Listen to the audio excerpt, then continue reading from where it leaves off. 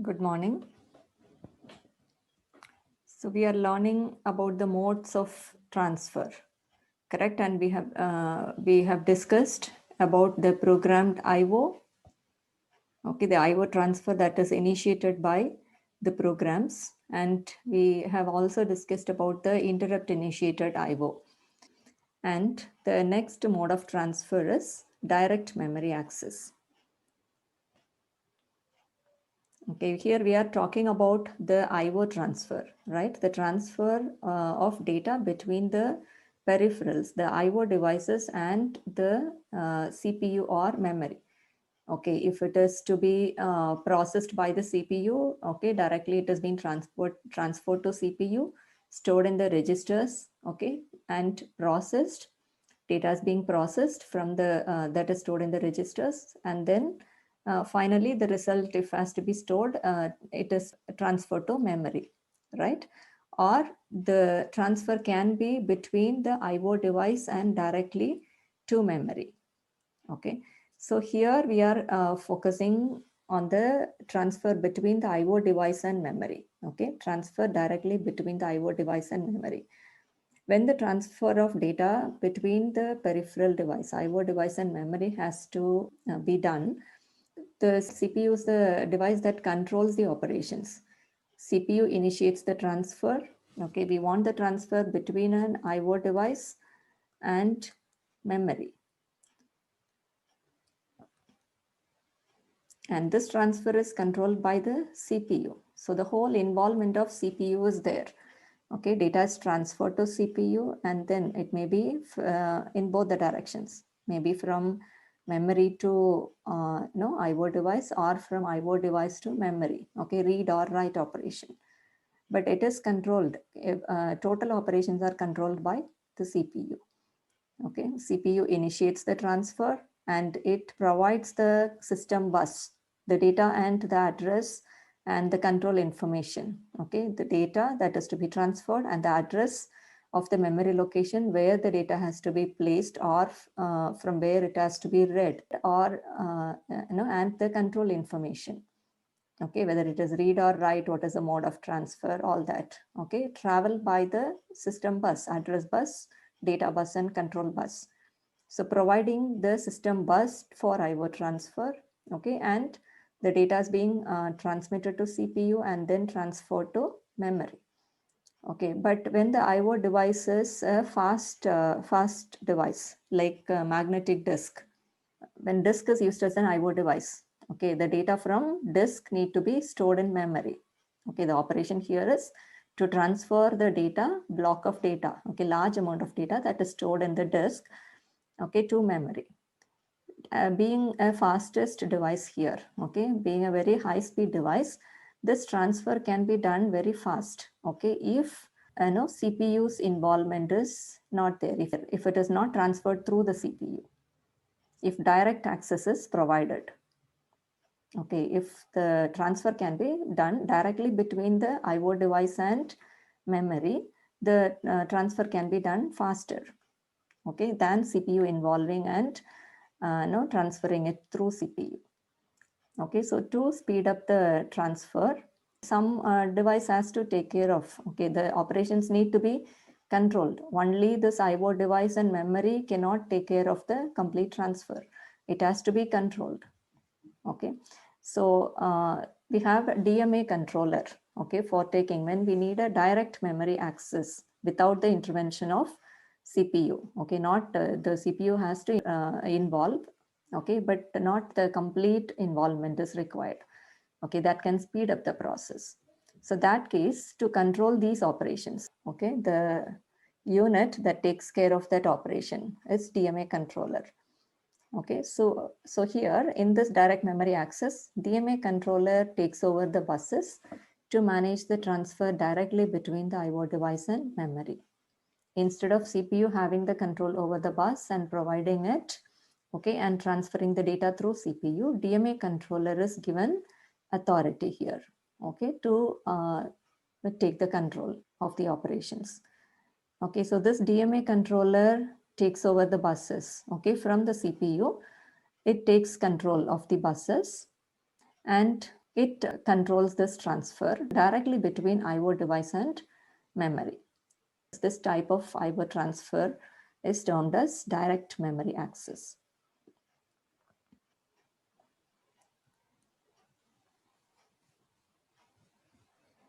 How is this done?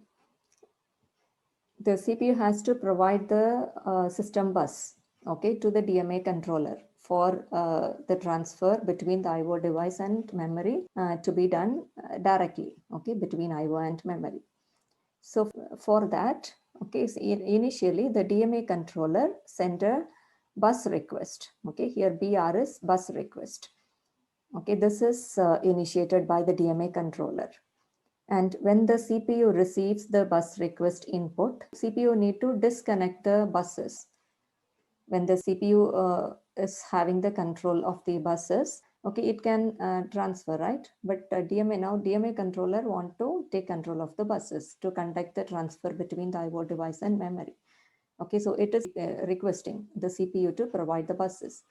Okay, so what the CPU does, it places all these buses. It is holding address bus, data bus, and the control bus, okay, control lines, read and write control lines. It places all these lines in a high impedance state. Okay, high impedance state means these buses are disabled or disconnected. Okay, the CPU will not have an output here. Okay, there is no output. Only CPU can perform its internal operations.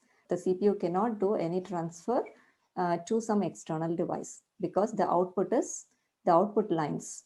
Okay, address line, data line, and read and write control lines are disconnected from the CPU. It places this in high impedance state. High impedance state means there is no output, and we have learned it, right? There is no logic significance. Okay, there is no logic significance of 0 or 1. In that case, we say that the lines are in high impedance state. Okay, data transfer cannot be done. It acts as an open circuit. Okay, so it places the buses in high impedance state, and CPU informs the DMA controller by enabling this bus grant signal. Okay, BG, it is an output line that is enabled by CPU, okay, to inform the DMA controller that the buses are granted. Okay, the buses are being put in high impedance state. Okay, you can take over the control. So when DMA controller receives this bus grant input, controller understands that the buses can be used for the direct transfer between IO and memory. Okay, so it places it instructs the IO device to place the data, and the direct transfer between IO device and memory can be done. Okay. The transfer can be made in 2 ways. Okay. The 2 ways this transfer can be done are burst transfer.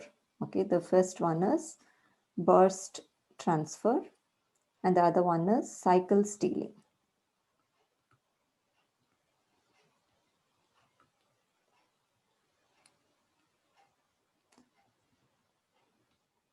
Okay, we have this slide.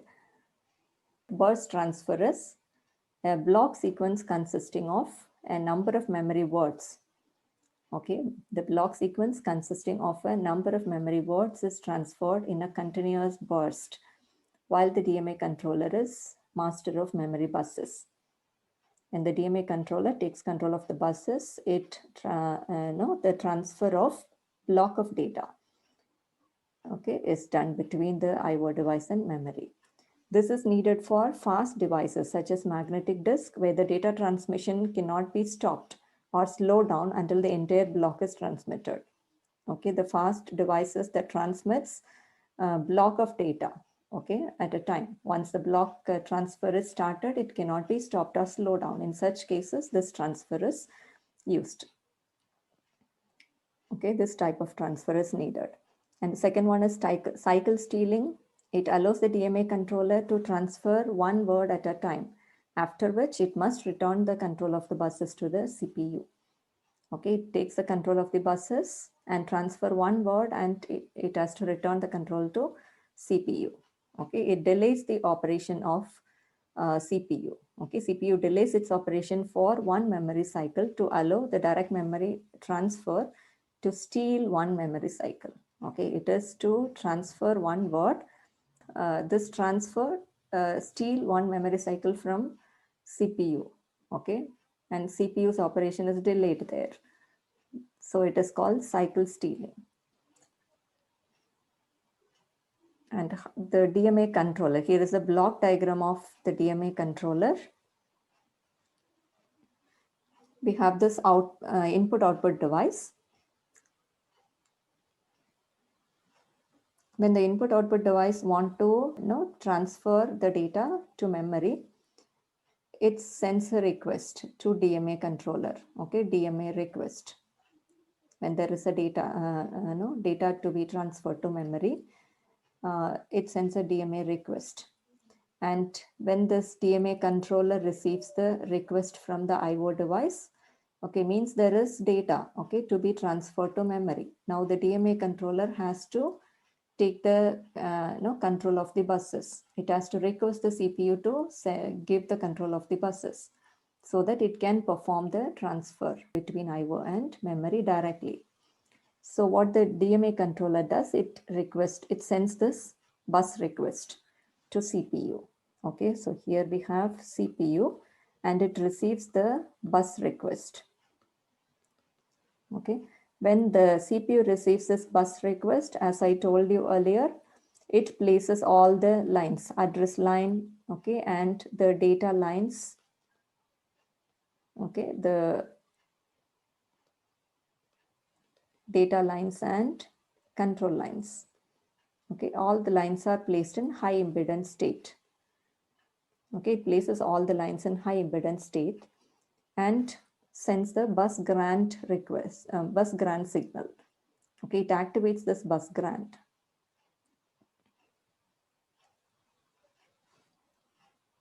Okay, the DMA control, when the DMA controller receives this bus grant, when this is activated, bus grant is activated means the buses are provided. Okay, the DMA can take control of the buses. So DMA takes control of the buses and it performs the transfer. Okay, transfer between the IO and memory. And here this DMA controller has three main registers. One is address register, and the second one is word count register and control register. This address register is to store the memory location. Okay, if the operation, the transfer may be reading data from memory or it may be writing data into memory. Okay, in both these type of transfer, the location need to be known. Okay, from where the data is going to be read or to which location the data is going to be written. So that address, okay, memory address is stored in the address register. And word count register will have the number of words. Okay, it is to have a count of the number of words that is being transferred. Okay, so this register, word count register, is to store the number of words. So if there are some 20 words to be transferred to memory, okay, or from memory to IO device, between IO device and memory, okay, it will start counting from 20. Okay, and after every word is transmitted, it is decremented. Okay, and when it reaches zero, when the count reaches zero, maybe it start from, if there are 20 words, it starts from 19 to 0. Okay, when the count reaches 0 means all the words are transmitted and the transfer is stopped. Okay, so this way to count the number of words that are to be transmitted, okay, that information, the total number of words to be transmitted is stored in this register. For that we have word count register. And the control register stores the control information, such as whether the operation is to read data from memory or to write, or the mode of transfer, the type of transfer. Okay, is it a burst transfer or is it a cycle stealing method? Okay, so a block of data is going to be transmitted, or it is transferring a word of data at a time. Okay, this control information, that is to control the operations. The control information needed to control the transfer is stored in the control register. Okay, so these are the main registers that this DMA controller has. Address registers to store the location of memory. Okay, location in memory where the operation has to, where the transfer has to take place. And word control register is to have the number of words, total number of words that are to be transferred. And control register to control the transfer, okay, whether it is read or write or the type of transfer, okay, that is stored in control register. And when the bus grant is given to DMA controller, okay, when this is activated means bus grant is 1, right? This line is active means it is 1. So when the value, when this is 1, DMA controller takes the control of the buses and it sends this DMA acknowledge, okay, to IO device, means the buses are available. Now the transfer can start, okay. IO device, okay, the particular device that want to transfer data to memory or from memory will place the data in the, through the internal bus. It sends it to data bus buffers. It is stored in data bus buffers initially and then placed on the data bus. Okay, it is placed in the data bus and transferred to memory. Okay, this data bus carries the data to memory. Okay, this way the transfer is done, and at which place in memory, that is given by this address register. Okay, address register places the data address in the address buffers, and that is taken through the address bus. Okay, so this specifies the location in memory where the data need to be placed, or if it is a read operation, from where the data need to be read and transferred to the IO device that requires this operation. Okay, so this way the transfer is done. Bus request, when the IO device want to transfer data from memory or to memory, it sends a DMA request, and DMA controller need to get the control of the buses from CPU. So it initiates this bus request line. Okay, it activates this line. It sets this as 1. So when CPU receives it, this is the input line to CPU, and bus grant line is the output line from CPU. Okay, so when this receives, when CPU receives the bus request from DMA controller, it disables all the buses. Okay, so it places the buses in high impedance state and provides the control to DMA controller by enabling this bus grant line. Okay, bus grant is active. So DMA controller takes over the buses, okay, takes the control of the buses and acknowledge the IO device, sending this DMA acknowledge signal. Okay, it responds to this IO device by activating this DMA acknowledge. So now the DMA IO device can place the data and transfer. Okay, the transfer between the IO device and memory can be done, okay, using the bus. And for that we need, once the transfer is over, okay, once the transfer between the IO device and memory is over, the DMA controller deactivates this. The DMA controller deactivates this line, means set it as 0, and it enables the interrupt signal. Okay, why this interrupt is enabled here? Once the CPU, when the CPU provide the control of the buses to DMA controller, CPU cannot perform any transfer operation. Okay, because the output cannot be, the buses are not connected to it. Okay, it is disabled. Okay, so it is being taken over by the DMA controller. So CPU may be performing some internal operations. Okay, such as if you take an instruction execution, when there is an instruction execution, CPU does the execution of instruction. There we have different phases of execution. Initially, first phase is fetching the instruction. Okay, fetching means transferring the instruction from memory to CPU for execution. So there transfer is needed, right? There is a transfer of instruction from memory to CPU takes place. So, and that cannot be done at that time when CPU does not have the control over the buses. And the second phase is decoding the instruction. The opcode is decoded to find what is the operation to be performed. there no transfer is required, right? For decoding, it is an internal operation with the internal circuits. The CPU performs that operation, okay, decoding of instruction. There is no transfer required. So such operations that can be performed internally, okay, that CPU may be busy with that operation. Now, once the DMA controller finishes, okay, this transfer, IO transfer, it interrupts the CPU by enabling this interrupt signal, okay, informing the CPU that the use of this bus is over, the bus is being returned, okay, the control can be taken over now. So it disables this line, bus request line, and send this interrupt signal.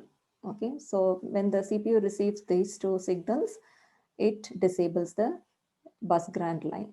Okay, so bus grant will be set to 0, means bus is now under the control of CPU. Okay, the system bus is under the control of CPU. CPU start performing the transfers. Okay, so this way the transfer between the IO device and memory is done directly, okay, with the help of this DMA controller. Okay, the unit that controls this direct memory access is DMA controller. And we have other controls here. Okay, let's see what these controls are.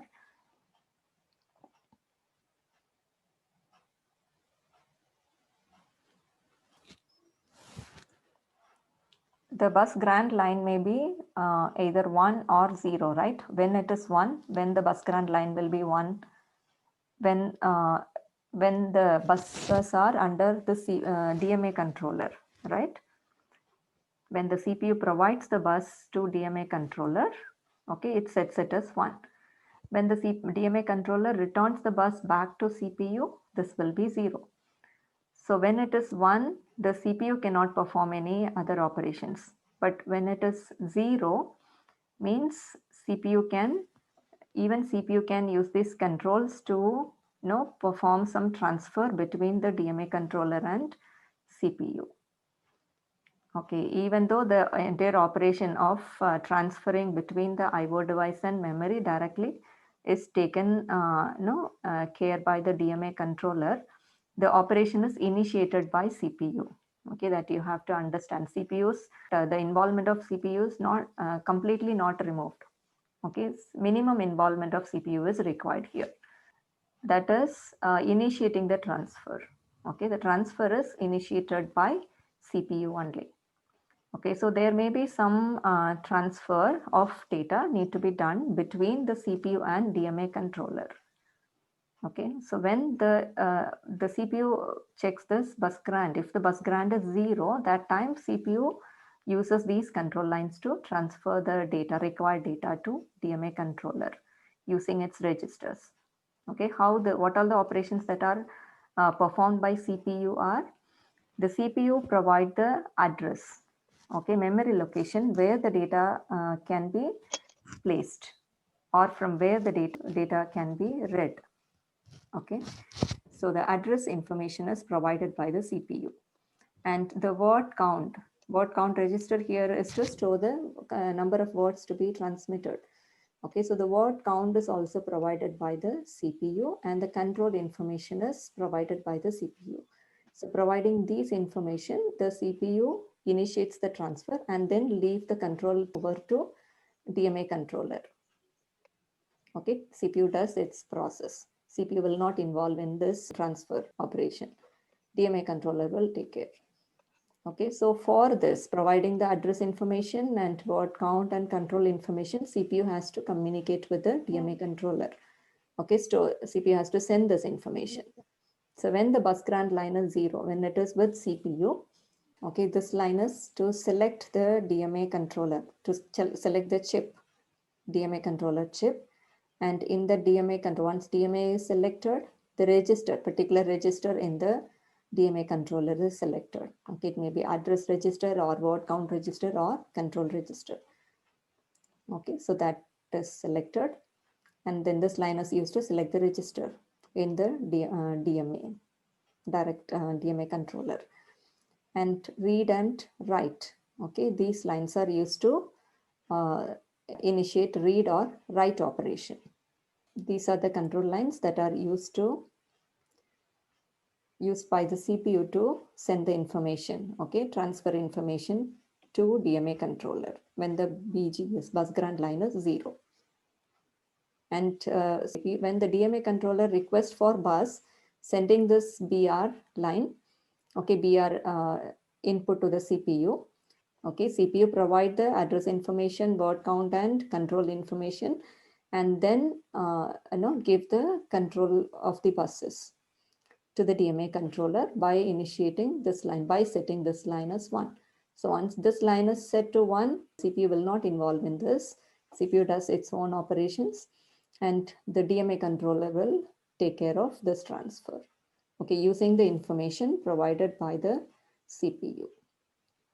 Okay, so here the transfer is initiated by the CPU, and it is controlled by the DMA controller. Yeah. And how this, the same thing we are going to see here. Okay, there is nothing new. How the transfer takes place. Okay, we have the direct memory access controller, DMA controller here, and we have DMA controller and IO peripheral. As I told you, when the IO device has, yeah, here, let's see the units here, IO device, DMA controller, and we have CPU and memory. Okay, so IO device, okay, when the IO device wants to transfer data, okay, to memory or to read from memory, it initiates this DMA request. When DMA request is given to the controller, okay, when it receives, when the controller receives this DMA request from the IO device, it sends this bus request to CPU. Okay, so CPU receives this bus request. It is 1 here. So when the CPU receives it, it places, it has to provide the initial information like the address. Okay, we have address register here in the DMA controller, and word count register and control register. Okay, so the address in memory location at which particular place can be used for transfer. Okay, transferring data. So that information, that CPU sends that information through the address bus. So that is stored in the address lines, address register. And it also sends the controls, okay, that is stored in control register, and the word count, okay, number of words that can be transmitted, that is also stored in the word count register. Okay, once this information is provided through this bus lines, CPU disables this. CPU places this bus in high impedance state, and CPU sends this bus grant line. Okay, CPU enables the bus grant line. Okay, so when this is enabled, here the DMA controller sees this as 1. It takes control of the buses. Okay, address bus, data bus, and the read and write control bus. Okay, and it sends the DMA acknowledge. Okay, it responds to the IO device that has requested the DMA controller for transfer. Okay, it responds to this device by initiating this DMA acknowledge. Okay, IO device now understands that the bus can be utilized. Okay, so it places the data in the data bus. Okay, and okay, the data need to be placed in the address location provided. Okay, DMA controller places the address in the address bus. So in that location in memory, the data is stored, or if it is read operation, okay, depending on the control, read or write. Okay, that is given here by the direct memory access controller. Okay, if it is read from that location, data is being transferred to IO device. Or if it is write, the data is being transferred from IO device to the memory, okay, at the given location. And once this operation is over, this way, the transfer between the IO device and memory takes place directly. Okay, once this transfer is over, DMA disable this line, okay, bus request, because buses, then now the control can be returned to the CPU. So it disables this, okay, by setting this line as 0. and it enables the interrupt signal, okay, to interrupt the CPU from the process it is doing, okay, to inform the CPU that the bus can be taken over by CPU. So the CPU disables this bus grant line. Okay, means buses, the control is taken over here.